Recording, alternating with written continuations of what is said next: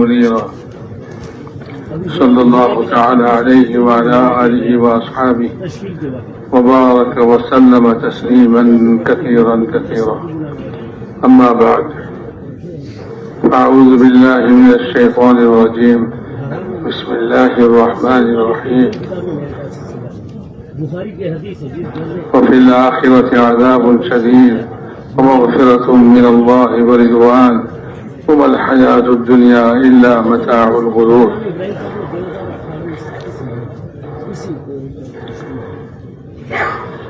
قابل احترام دوستوں، بزرگوں، بھائیوں،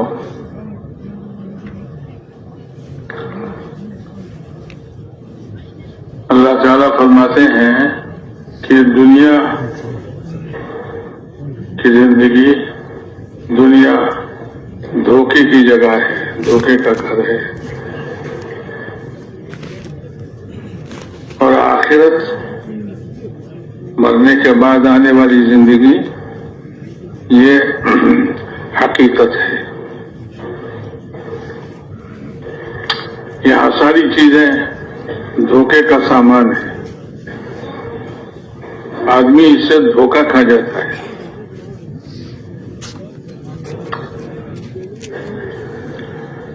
سورج کو اتنا بڑا دیکھ کر دھوکہ کھا جاتا ہے، سمجھتا ہے کہ اس میں سے روشنی نکلتی ہے، ساری دنیا کو روشن کرتا ہے یہ سورج، اور سورج کی اپنی روشنی سمجھ کر کچھ لوگ اس دھوکے میں پڑ گئے کہ بھائی سورج کی پوجا کیا کرو، سورج کی عبادت کرو۔ تو کچھ لوگ سورج کے دھوکے میں پڑ گئے کہ بھائی اس کو پوجنا چاہیے، اس کی عبادت کرنی چاہیے۔ تو سورج کے پوجنے والے بہت سارے لوگ ہیں۔ تو یہ لوگ سورج سے دھوکہ کھا گئے اور سمجھے کہ یہ سورج کی اپنی روشنی ہے اور اپنا کمال ہے کہ ساری دنیا کو روشن کرتا ہے، لہذا سورج کو خوش کرو، اس کی خوشامد کرو۔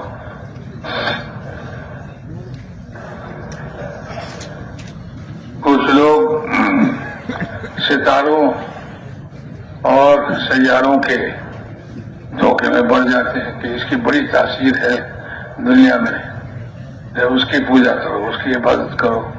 کچھ لوگ ستاروں کی پوجا کرتے ہیں، عبادت کرتے ہیں، اس کی خوشامد کرتے ہیں۔ اسی طرح کوئی زمین کے دھوکے میں ہے، سمجھتے ہیں کہ زمین بڑا نفع دینے والا ہے، اپنے اندر سے غلہ نکالتا ہے، یہ بڑے نفع کی چیز ہے، تو زمین کے پیچھے پڑ گئے، اس کے لیے لڑتے ہیں اور سمجھتے ہیں کہ زمین جس کے قبضے میں ہوگا وہ کامیاب ہوگا۔ تو بھائی لڑتے ہیں زمین پر قبضہ جمانے کے لیے، یہ کہتا ہے میں قبضہ کروں، وہ کہتا ہے میں قبضہ کروں۔ تو اس زمین کو لے کر جھگڑتے ہیں لوگ، زمین کے دھوکے میں آ گئے، حالانکہ زمین کوئی نفع نہیں دیتا، کوئی نقصان نہیں دے سکتا خود سے۔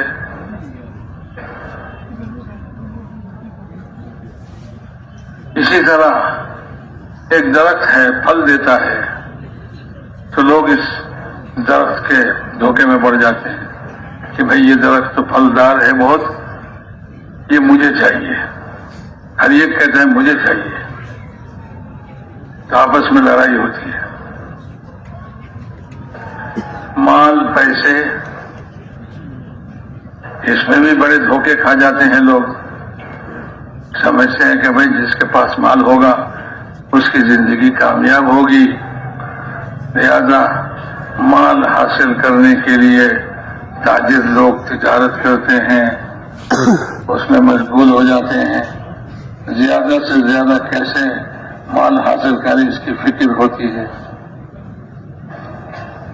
ایک چور کو بھی یہ دھوکہ ہے کہ مال سے کچھ ہوتا ہے، اس لیے چور یوں کہتا ہے، اے تاجر لوگ، تم تکلیف اٹھا کے مشقت کر کے خوب مال کماؤ اور مال جماؤ، ہم رات کو چپکے سے تمہارا مال چرا لیں گے۔ تو ایک تاجر اپنے مال میں کامیابی دیکھتا ہے، ایک چور بھی مال میں اپنی کامیابی دیکھتا ہے، تو سب دھوکے میں ہے۔ اللہ تعالیٰ فرماتے ہیں یہ دنیا کی ساری چیزیں دھوکے کا سامان ہے، متاع الغرور۔ اب اس دھوکے سے انسانوں کو نکالنے کے لیے کہ انسان اس دھوکے میں نہ پڑے، اس لیے کہ جو آدمی دھوکے میں پڑتا ہے وہ کبھی کامیاب نہیں ہوتا، وہ ہمیشہ خسارے میں ہوتا ہے۔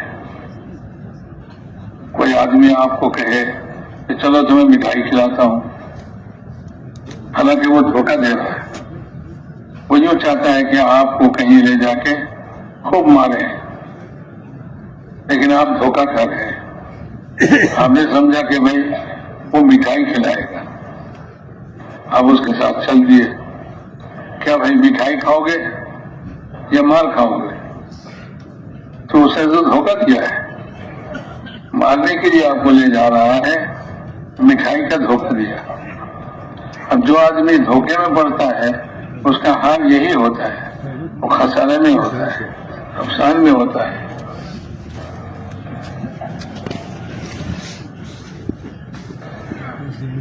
لوگ سمجھتے ہیں آگ کی بڑی طاقت ہے،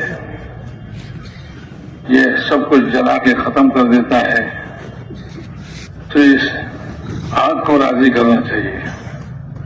تو کچھ لوگ آگ کے خوشامد کرنے لگ گئے اور آگ کی عبادت کرنے لگ گئے، پوجا کرنے لگ گئے۔ دو بھائی تھا، وہ آتش پرست تھے، آگ کے پجاری تھے، بہت دنوں تک انہوں نے آگ کی پوجا کی اور آگ کی عبادت کی۔ ایک مرتبہ دونوں نے سوچا کہ بھئی اتنی مدت سے ہم آگ کو پوج رہے ہیں، آگ کی خوشامد کر رہے ہیں، آگ کے سامنے سر ٹک رہے ہیں، آیا اس کی آزمائش ہونی چاہیے، آگ ہم سے راضی ہوگی یا کہ نہیں؟ ٹھیک ہے، تو کیسے آزمائش ہو کہ بھئی ہم دونوں بھائی آگ میں ہاتھ ڈالیں، اگر آگ نے ہمارے ہاتھ کو جلا دیا تو سمجھیں گے کہ بھائی یہ آگ راضی نہیں ہوئی اب تک، اگر نہیں جلایا تو سمجھیں گے کہ بھائی آگ ہم سے راضی ہو گئی۔ دونوں نے ہاتھ ڈالا، دونوں کا ہاتھ جل گیا، تو کہنے لگے کہ بھائی، ایک کہنے لگے افسوس، اتنا زمانہ اور اتنی مدت ہم نے تمہاری عبادت کی اور تم اب تک راضی نہیں ہوئے ہم سے۔ دوسرے بھی یہی کہنے لگے۔ اب ایک بھائی کہنے لگے کہ بھائی اس آگ کی پوجا ہم نہیں کریں گے، یہ آگ کی پوجا سے کوئی فائدہ نہیں، یہ آگ راضی نہیں ہوتا۔ دوسرے نے کہا نہیں بھائی، ہمارے باپ دادا اس آگ کی پرستش کرتے تھے، پوجا کرتے تھے، ابھی ہم موت تک اسی کی پرستش میں لگے رہیں گے۔ اور دوسرا جو ہے وہ کہتے ہیں کہ نہیں بھائی، کہ حقیقی معبود کون ہے اس کی تلاش میں لگیں گے۔ چنانچہ وہ تلاش میں لگ گئے، اس کو اسلام مل گیا، اس کو اسلام مل گیا، اور یہ آگ کی پرستش میں لگے رہے، یہ گمراہ رہے، یہ دھوکے میں پڑے رہے۔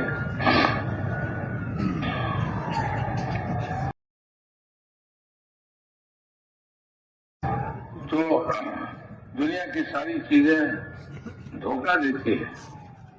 یہ دھوکے کا گھر ہے, دھوکے کا سامان ہے. اس دھوکے سے انسان کو نکالنے کے لیے انسان دھوکے میں نہ پڑے. اللہ رب العزت نے ہر زمانے میں نبیوں کو بھیجا تاکہ لوگوں کو بتلائیں کہ یہ سب دھوکے کا سامان ہے. سب سے آخر میں ہمارے نبی جناب رسول اللہ صلی اللہ علیہ وسلم تشریف لائے. انہوں نے بھی یہی بتایا کہ بھئی دنیا دھوکے کا سامان ہے. اب اس دھوکے کے سامان سے کیسے بچے, دھوکہ سے کیسے بچے, اس کا بھی کوئی طریقہ ہوگا. وہ طریقہ کیا ہے؟ تو وہ طریقہ یہ ہے, ایک کلمہ پڑھ لو, دنیا کی ان ساری چیزوں کے دھوکے سے تم بچ جاؤ گے. ایک کلمہ پڑھ لو.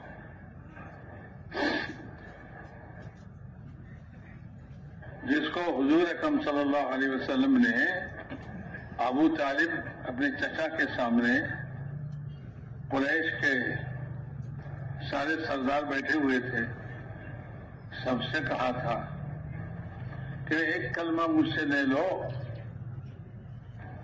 تو سارا عجم تمہارا تابع ہوگا, سارا عرب تمہارا تابع ہوگا, اور سارے عجم پر تمہاری سلطنت ہوگی. تم سارے عجم کے مالک بن جاؤ گے اور سارا عرب تمہارے پیچھے چلیں گے. تو سب نے کہا تھا کہ ایک کلمہ سے ایسا اتنا بڑا چیز مل جائے گا.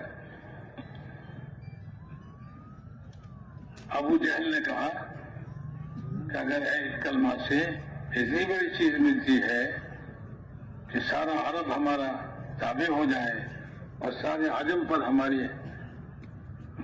ہم سارے عجم کا مالک بن جائیں, تو حضور سے فرمایا کہ آپ کے باپ کی قسم, ایسا ایک کلمہ نہیں, ایسا 10 کلمہ لینے کو ہم تیار ہیں. ابو طالب نے کہا بھتیجا وہ کیا کلمہ ہے؟ حضور اکرم صلی اللہ علیہ وسلم نے فرمایا وہ کلمہ لا الہ الا اللہ ہے, محمد رسول اللہ. یہ ایک کلمہ ہے, اس کو لے لو مجھ سے, میں زیادہ کچھ نہیں مانگتا تم سے. ایک کلمہ لے لو, سارا عرب تمہارے تابع ہو جائیں گے اور سارا عجم اس پر تمہاری سلطنت قائم ہو جائے گی, سب کے تم مالک بن جاؤ گے. یہ سنتے ہی وہ کہنے لگے کہ چھوڑو ان کو تو یہ ایک ہی کلمہ ہے, یہی کہتے رہیں گے, یہی وہ کہتے رہیں گے. تم اپنے معبودوں کی پوجا کرتے رہو, اس کا کلمہ چھوڑ دو. یہ کلمہ ہے لا الہ الا اللہ, تمام دھوکوں سے بچنے کے لیے, چیزوں کے دھوکوں سے بچنے کے لیے. رسول پاک صلی اللہ علیہ وسلم نے صفا پہاڑی پر کھڑے ہو کر یہ اعلان کیا تھا, یا ایھا الناس قولوا لا الہ الا اللہ تفلحوا. یہ کلمہ ہے, یہ کلمہ پڑھنے والے سارے امت ایک زمانے میں اس کلمہ کی وجہ سے اللہ تعالیٰ نے اس امت کو عزت دی تھی. عرب کے لوگ صحابہ رضی اللہ تعالیٰ مجمعین بکریاں چراتے تھے, اونٹ چراتے تھے, ان کی کوئی قیمت نہیں تھی, ان کو کوئی نہیں جانتا تھا. جب انہوں نے رسول پاک صلی اللہ علیہ وسلم سے یہ کلمہ لے لیا تو ساری دنیا پر وہ غالب آ گئے، روم پر غالب آ گئے، فارس پر غالب آ گئے، روم کے دربار میں، بادشاہ کے دربار میں، رومیوں کے بادشاہ ان کے دربار میں جب یہ کلمہ پڑھا صحابہ نے لا الہ الا اللہ، بادشاہ نے پوچھا تمہارے مذہب میں سب سے قیمتی کلمہ کیا ہے؟ تو صحابہ نے کہا تھا لا الہ الا اللہ۔ تو اس کے پورے محل میں اور پورے دربار میں زلزلہ آ گیا تھا، اور محل کا ایک کنارہ زلزلے کی وجہ سے گر گیا تھا، ٹوٹ گیا۔ بادشاہ نے کہا بس بس بس، دوبارہ مت کہنا یہ کلمہ۔ یہ کلمہ ایسا ہے کہ ساری چیزوں کے دھوکہ دل سے نکال دیتے تھے۔ یہ بڑے بڑے بادشاہ اس زمانے میں یوں کہتے تھے کیا بات ہے، پہلے تم ہم سے ڈرتے تھے، ہمارے نام لینے سے تم کو ڈر پیدا ہو جاتا تھا، گھبرا جاتے تھے۔ رسول پاک صلی اللہ علیہ وسلم حج کے موسم میں مینا میں عربوں کے یہاں گشت کیا کرتے تھے، دعوت دیتے تھے۔ کہ قوم کے پاس پہنچے اور یوں فرمایا کہ یہ کلمہ پڑھ لو، اگر اللہ نے کبھی ایسا دن دکھایا تم کو کہ روم کی شہزادیاں اور شہزادے تمہارے گھر کے غلام بن کر، بانی بن کر تمہارے پاس آ جائیں، کیا تم اس وقت اللہ کی تسبیح پڑھو گے، اللہ کی تحمید پڑھو گے؟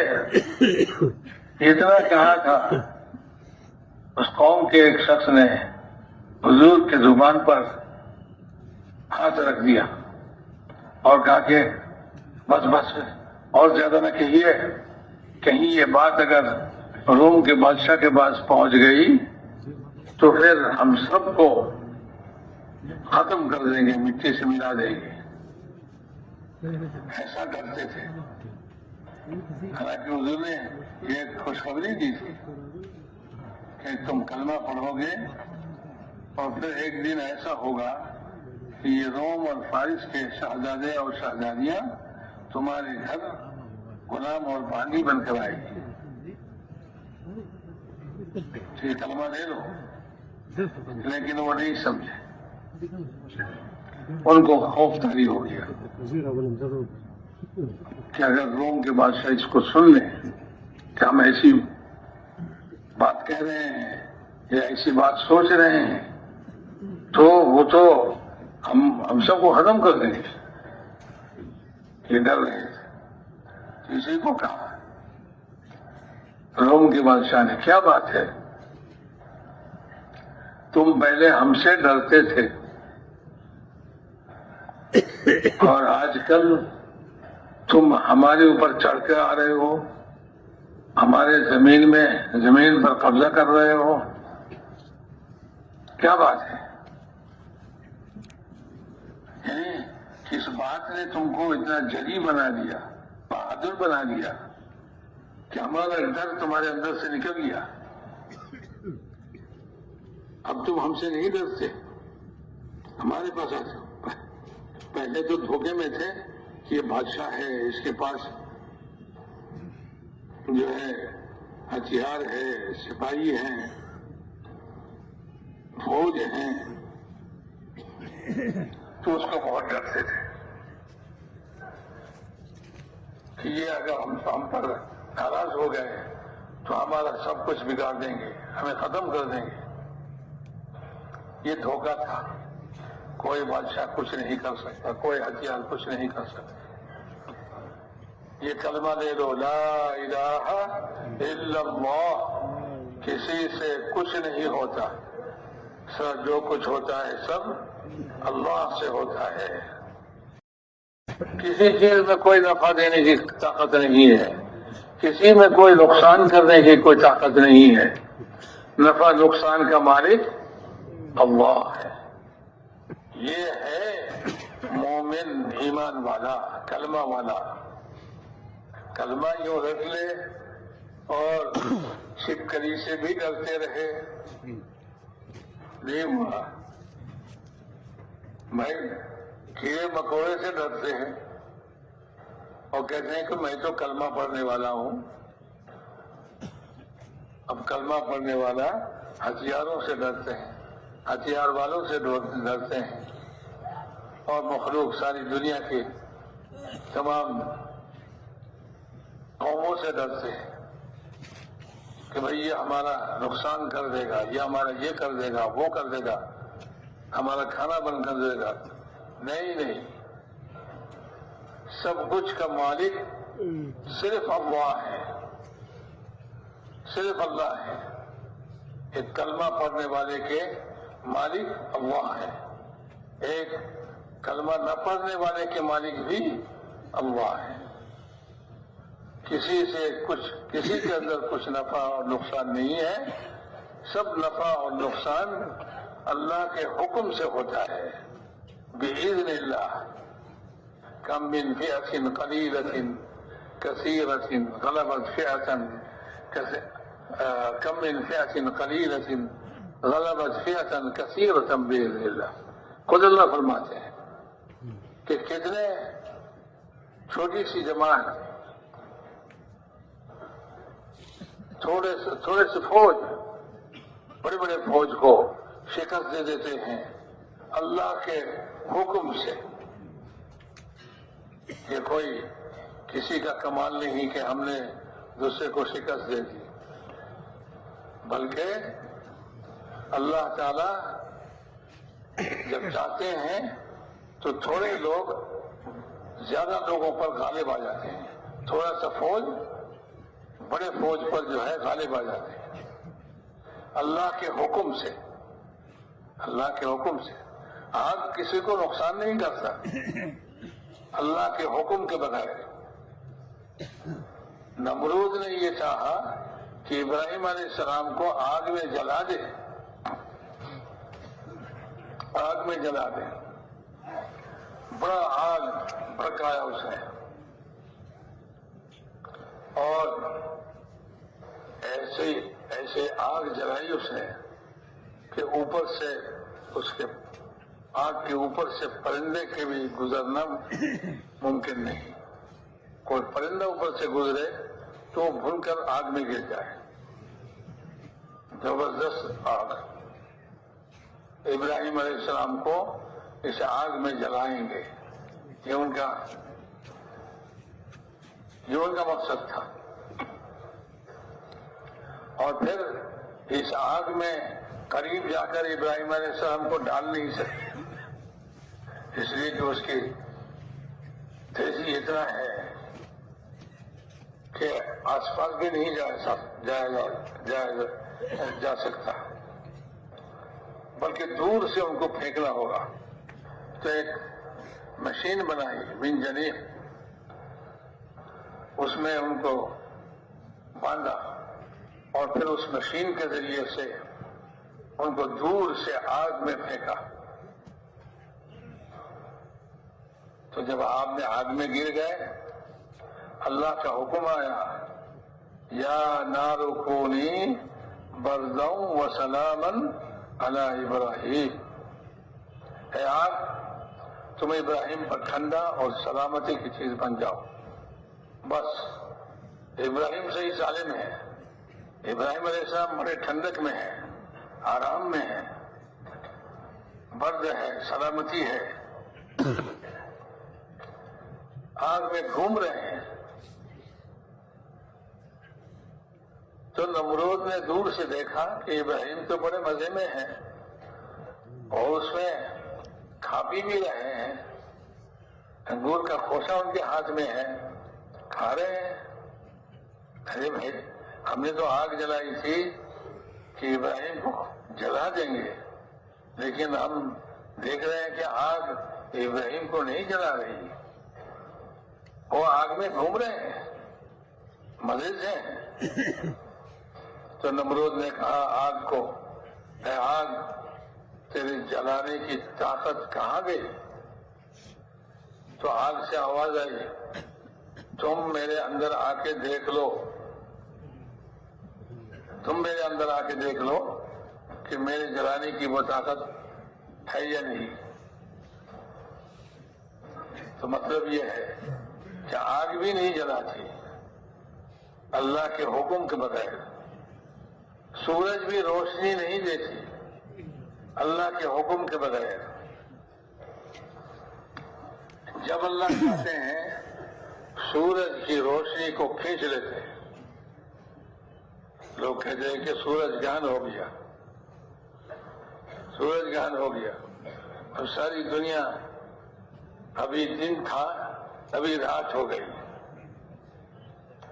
اور آسمان میں ستارے نظر آنے لگے، تارے نظر آنے لگے اندھیرے کی وجہ سے، سورج کی روشنی کو ختم کر دیا۔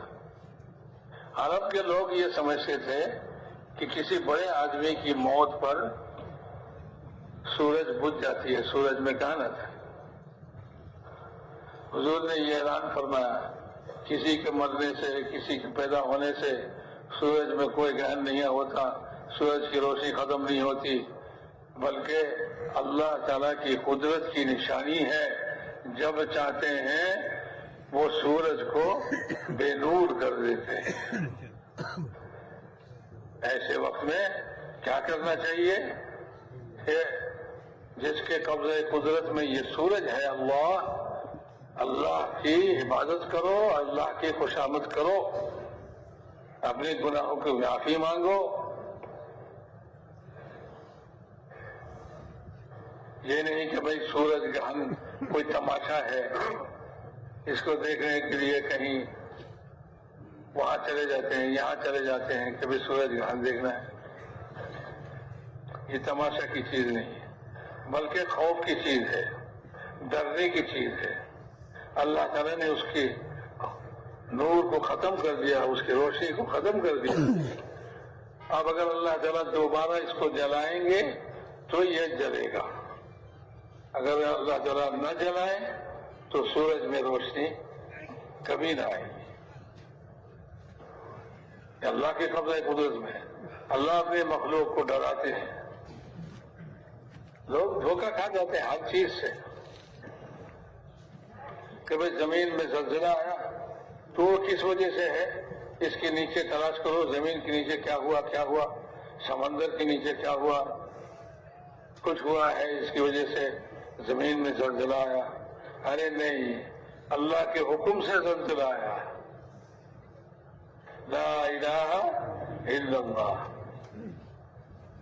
جو بغیر کلمہ والے ہیں وہ چیزوں کے دھوکے میں ہیں اور چیزوں ہی میں تلاش کرتے ہیں اس کے سبب۔ ارے چیزوں میں کوئی اس کا سبب نہیں ہے۔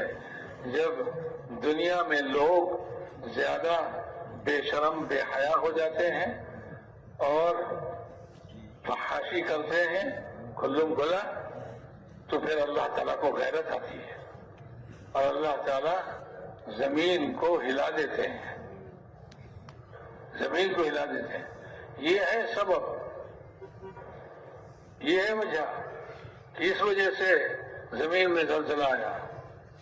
اب جو بغیر کلمے والے ہوتے ہیں وہ یہ نہیں سمجھتے، وہ دھوکے میں پڑے ہوئے ہوتے ہیں، وہ زمین کے نیچے اس کا سبب تلاش کرتے ہیں، سمندر کے نیچے اس کا سبب تلاش کرتے ہیں۔ نہیں، زمین آسمان میں کہیں اس کا سبب نہیں ہے، یہ تو اللہ کا حکم ہے۔ زمین اللہ کے قبضے میں ہے، جب کہیں ٹھہر جاؤ ٹھہر جائیں گے، جب کہیں ہلو تو ہلنے لگ جائیں گے، زمین ہلنے لگ جائے گی۔ اور یہ زمین سے نکلنا اللہ کے حکم سے نکلتا ہے، اور درختوں پہ پھل اللہ کے حکم سے آتا ہے۔ لیکن بغیر کلمہ والے اس دھوکے میں ہوتے ہیں کہ بھئی یہ درخت پھل دیتا ہے، یہ زمین غلہ دیتی ہے، تو پھر اس زمین کو لے کر لڑتے ہیں اور اس درخت لے کر لڑتے ہیں، اور بغیر درخت کے، بغیر باغ کے، بغیر زمین کے اللہ چاہے تو کھلا سکتے ہیں، آدمی کو کھلا سکتے ہیں۔ ابراہیم علیہ السلام نے دعا فرمائی کہ اللہ میں اپنے بیوی بچے کو ایسی زمین پہ رکھ کے جا رہا ہوں آپ کے حکم سے کہ جہاں کھانے پینے کا کوئی سامان نہیں، پانی بھی نہیں، تو آپ پھلوں کو ان کی طرف بھیجیے تاکہ یہ کھائیں۔ تو اللہ تعالیٰ نے ابراہیم علیہ السلام کی وہ دعا قبول فرمائی، اور پانی کا انتظام یہ فرمایا کہ خشک زمین سے فوارہ نکالا پانی کا، جس کو زمزم کہتے ہیں۔ اسماعیل علیہ السلام کے پیر کے نیچے سے یہ پانی کا چشمہ نکلا۔ ایک عورت ہے اور ایک بچہ ہے، کوئی نہیں، اور ساری دنیا کے عمدہ سب کھانا، اچھا کھانا، وہ سب کچھ وہاں بھیج دیا، کھاؤ، کھاتے رہو۔ اب دیکھو نا مکے میں جا کے وہاں کیا ہوتا ہے، کھانا ہی کھانا ہے۔ تو ساری دنیا سے کھانا وہاں پہنچتا ہے، اور وہاں سے وہ پانی ساری دنیا میں جاتا ہے، ساری دنیا میں لوگ اس کو لے کے جاتے ہیں، ساری دنیا میں وہاں کا پانی۔ تو اللہ تعالیٰ بغیر کسی اسباب کے بھی کھلا سکتے ہیں، پلا سکتے ہیں، سب کچھ کر سکتے ہیں۔ زمین میں کچھ کرنے کی طاقت نہیں، آسمان میں کچھ کرنے کی طاقت نہیں، سورج میں نہیں، ہتھیار میں نہیں، کسی انسان میں نہیں، کسی انسان کے ہاتھ میں کچھ نہیں ہے۔ سب کچھ کس کے ہاتھ میں ہے؟ اللہ کے ہاتھ میں، اللہ کے قبضے میں ہے۔ لا الہ الا اللہ۔ اور اللہ کی طرف سے یہ اس کلمے کی خبر لے کر کون آئے؟ حضرت محمد صلی اللہ علیہ وسلم۔ اور فرمایا یہ کلمہ پڑھ لو تم کامیاب ہو جاؤ گے، یہ کلمہ پڑھ لو تم کامیاب ہو جاؤ گے۔ پھر رسول نے اس کلمہ پڑھنے کا طریقہ سکھایا، اور اس کلمے کے پڑھنے کے بعد کیا کرنا ہے اس کے لیے سارا طریقہ اللہ کے رسول نے اللہ کی طرف سے انسانوں کو سکھایا ہے کہ اس طرح کرو، اللہ تعالیٰ راضی ہو جائیں گے۔ اللہ کے ساتھ کسی کو شریک مت کرو، اللہ ایک ہیں، اکیلے ہیں، سب کچھ اکیلے ہی کرتے ہیں، اور اللہ تعالیٰ نے یہ شریعت اور دین دیا ہے، اس کے مطابق اپنی زندگی بنا دو، تو اللہ تعالیٰ زمین اور آسمان کے برکات کے دروازے کھول دیں گے۔ برکت کسی کے پاس نہیں ہے، نہ کسی درخت میں برکت ملتی ہے، برکت کا کسی درخت سے آتا ہے، کسی درخت میں کوئی پھل نہیں ہے ایسا اس کا نام برکت ہو، جو چاہے توڑ کے لے جائے، برکت لے کے آ رہے ہیں پورا درخت سے نہیں۔ کوئی بازار میں برکت دکھتی نہیں کہ بھائی بازار سے برکت خرید کر کے لائے، نہیں، وہ تو اللہ کی طرف سے ہوتا ہے۔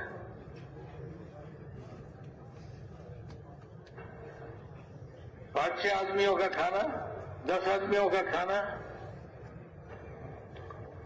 100 آدمی کھا جاتے ہیں، 300 آدمی کھا جاتے ہیں، 900 آدمی کھا جاتے ہیں، کہ اللہ تعالیٰ نے اس میں برکت ڈال دی۔ خندق میں جابر رضی اللہ عنہ نے کھانا پکایا 5-6 آدمی کے لیے، اور حضور نے خندق میں کام کرنے والے سارے صحابوں کو بلا کے لے آئے، چلو جابر کے گھر دعوت ہے، اور حضرت جابر گھبرائے۔ ان کی بیوی نے کہا گھبرائیے مت، جب اللہ کے رسول اتنے لوگوں کو بلا کر لا رہے ہیں تو خود اللہ ہی اور اللہ کے رسول ہی سمجھ لیں گے، ہمیں گھبرانے کی کیا بات ہے؟ تو حضور نے کہا کہ وہ گوشت کا پتیلا جو ہے وہ تندور پر رکھو، اس کو ڈھکن دے دو اور روٹی ایسے رکھو۔ پھر حضور بیٹھ گئے، 10 کو بلاتے رہے اور پیٹ بھر کر کھا کے وہ نکل گئے، پھر 10 آئے، وہ پیٹ بھر کے کھا کے نکل گئے، پھر 10 آئے، اس طرح 900 آدمیوں نے کھایا۔ یہ برکت تھی، یہ برکت تھی۔